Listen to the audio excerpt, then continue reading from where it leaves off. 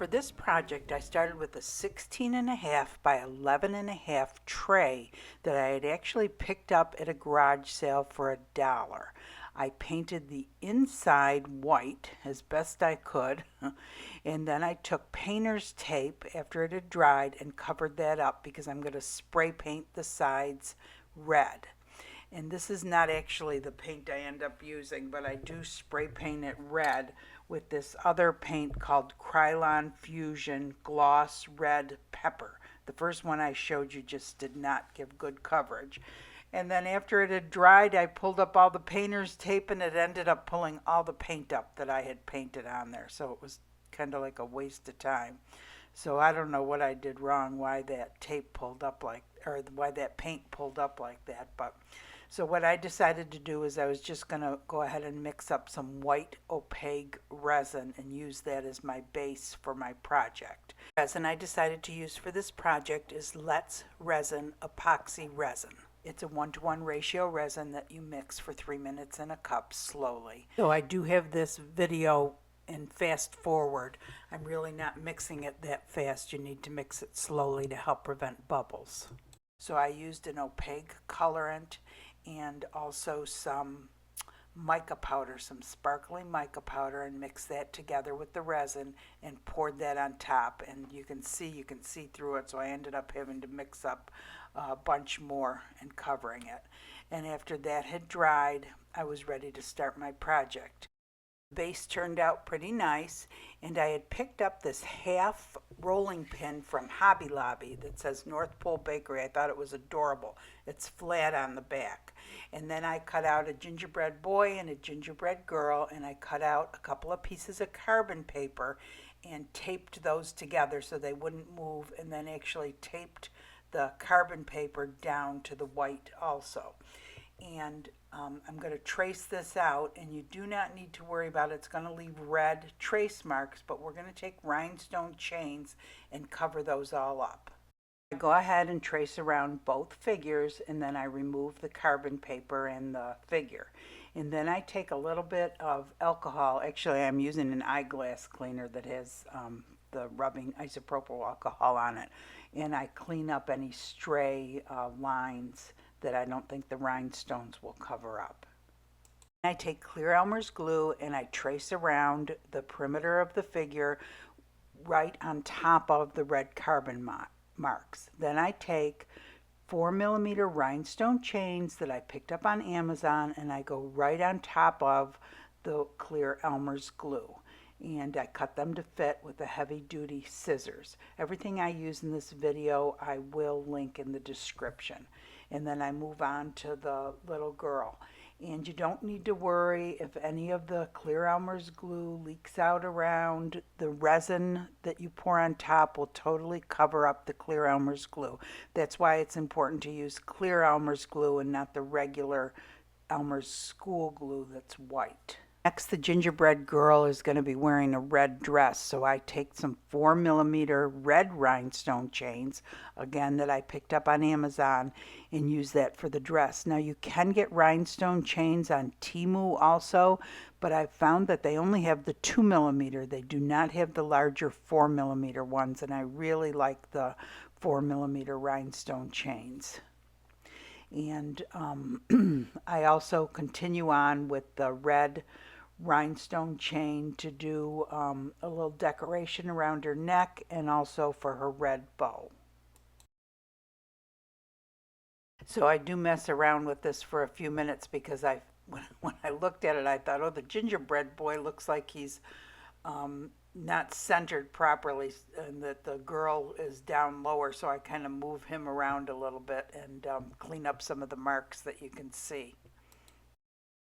And then the last thing I do is I cut some more of the 4mm rhinestone chains and put the little decorations on the arms and the legs. This would be like the icing, you know how you put the striped icing on the gingerbread man and girl. At least we used to do that. And then I also use a 4mm rhinestone chain to make the smiles on both of the cookies. Then I used another piece of the 4mm gold rhinestone chain and made a little decoration at the bottom of the gingerbread girl's dress, and I used a toothpick to kind of curve it like that. So next I decided I wanted to make holly leaves out of stained glass. Now I'm not an expert stained glass cutter, but I did learn to cut stained glass on YouTube, and there are literally hundreds of videos that teach you how to cut stained glass. So I used my scoring tool to create a score line, and then I used my running pliers to actually break the glass. And then I'm going to go ahead and cut this into smaller pieces to create the holly leaves. And so then I take each individual piece and I use my nipper tool and I cut off each of the corners to create kind of a point on each end. And I'm doing this in slow motion or in real time so that you can see how I'm doing it. And then I go to the one side of each and kind of angle my nippers a little bit and cut into it. And that's how I create the holly leaf.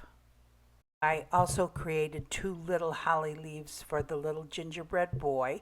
And this card of bows I picked up at the Dollar Tree actually, and decided to use that on the gingerbread girl instead of the rhinestones, and I thought that looked real cute. And I also picked up these beads. They're bead landing beads. I think that's from Michael's. I'm not positive though, to use for the holly leaves. And next it's time to put the glass on. I'm using crushed glass. It's actually Ashland decorative filler from Michael's. It's in your best interest to let the rhinestone chains totally dry before you put the glass on, or else they may move out of place. And this color, if you're looking for it, is called yellow, although it looks gold. And if you're looking for it on the website, look for what it says, yellow glass, even though it doesn't look at all yellow. And it's so pretty, and it's only out at the holidays. It's out now. If you want some, I suggest you get it. And the other crushed Ashland decorative filler that I used is the red glass, which again is only out during the holidays. I actually just came from Michael's and they have the red glass in now. Now this holiday glass, once it's gone, it's gone. So if you're interested in it, get it now. And then the last thing I do is take some painter's tape and dab around on the canvas to pick up any stray pieces of glass or sediment.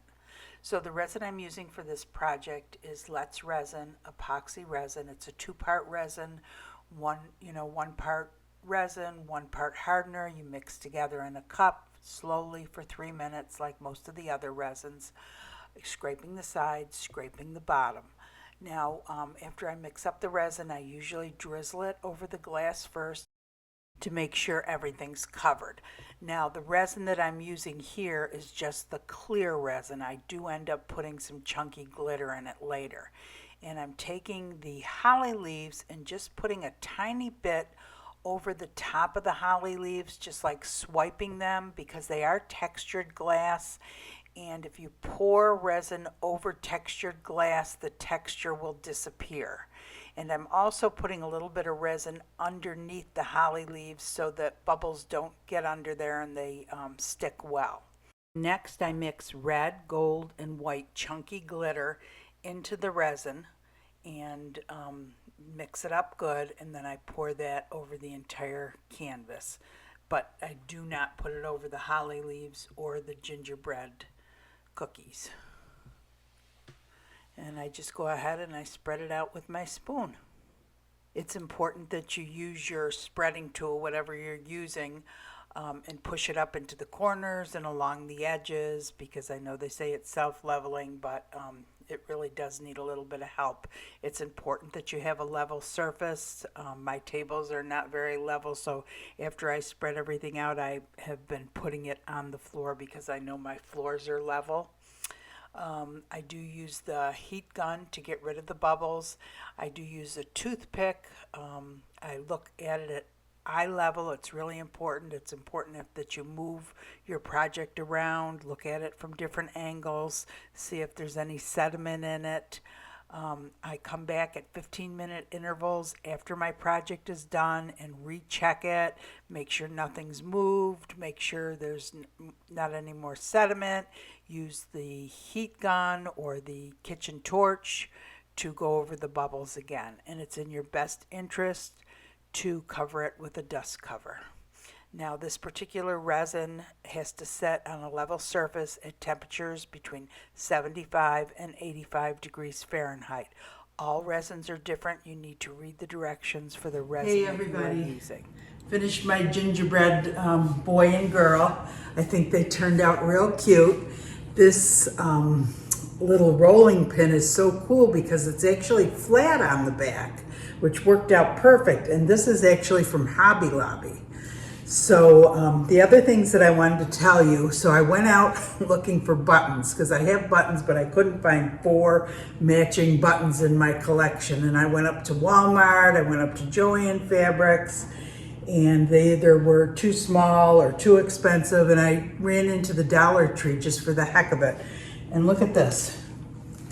A whole thing of buttons, all different sizes, and a bunch of teeny tiny ones, small enough for that, for $1.25 from the Dollar Tree. The other thing is, I showed you how to cut the holly leaves on here. And while I was at the Dollar Tree, if you don't, want to cut stained glass or don't know how to cut stained glass, look what I found up at the Dollar Tree, holly leaves. There's 6 of them in there. And they're, I don't know, that like foam with glitter on it, but that would work perfectly fine. Resin can go over that. And then look at all these little chunky glitters that you could use for, for a tray or whatever you're making. $1.25, isn't that a good deal? So, and the bows, that was the other thing. I found a whole pack of bows for $1.25 up at the Dollar Tree. And there was like 10 of them on there. They were green and red. So anyway, I think it turned out really cute. You could, if you wanted to just paint the board and do it with Mod Podge, you could also do that because this would all hold on with Mod Podge. You just have to put something a little sturdier underneath this besides Mod Podge or full strength Mod Podge, I guess. Anyway, I think it turned out real cute. I did not finish the back of it, but I was looking at it a minute ago and I thought, geez, you could do a whole nother thing on the back of it and have it setting up on something where you could see it from both sides. And yeah, that would be really cute. But the other thing is that paint, I don't know what the heck happened. I hate painting. And I painted this and painted it, and I put that painter's tape down and it pulled it all up. All I can think of is whatever was under the paint was kind of shiny, so maybe it didn't stick well to it. I don't know. Maybe I should have tried to pull that up first. But anyway, I think it turned out cute. So I have done other gingerbread men before, and like I was saying, this could be done with Mod Podge. This is actually a Mod Podge gingerbread man that I did on glass, and I have a full video, tutorial on how to do that. And I also did the other one. I did a huge one last year, I think. It was this gingerbread man, and I think he turned out so cute too. And this is with stenciling. I didn't have the Cricut then, so I did regular stenciling with that. But anyway, I thought he turned out cute too. But anyway, I hope you guys enjoyed the video. If you did, please give it a thumbs up. If you enjoy the channel, go ahead and subscribe. We have the Facebook page, a lot of good information and ideas over there. And I hope you guys all have a great day. Thanks for watching.